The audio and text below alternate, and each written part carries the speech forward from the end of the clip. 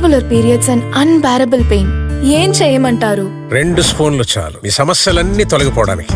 Lion date syrup, ఇందులో iron, fibre, vitamins, ముఖ్యంగా రోగ నిరోధక శక్తి ఎక్కువగా ఉంది. రోజు 2 స్పూన్ల లయన్ డేట్ సిరప్ గోరువెచ్చటి పాలలో కలుపుకొని తాగొచ్చు.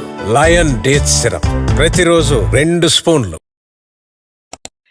ఈ యాడ్ ఇప్పటికే చాలా మంది చూసుంటారు.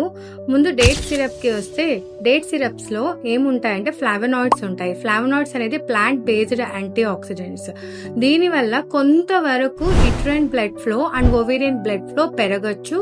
సో కొంతవరకు క్రాంప్స్ తగ్గించే అవకాశం ఉంటుంది. అండ్ దీంతో పాటు ఫైటో ఈస్ట్రోజన్స్ ఉంటాయి. ఫైటో ఈస్ట్రోజన్స్ అన్నా కూడా ప్లాంట్ బేస్డ్ హార్మోన్స్.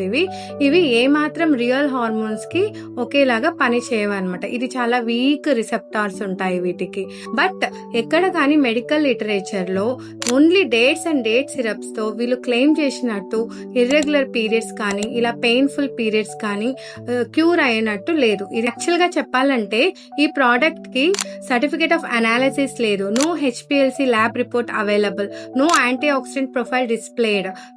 సో ఇది క్లినికల్ గా అయితే ప్రూవెన్ కాదు, జస్ట్ మార్కెటింగ్ స్ట్రాటజీ అనమాట.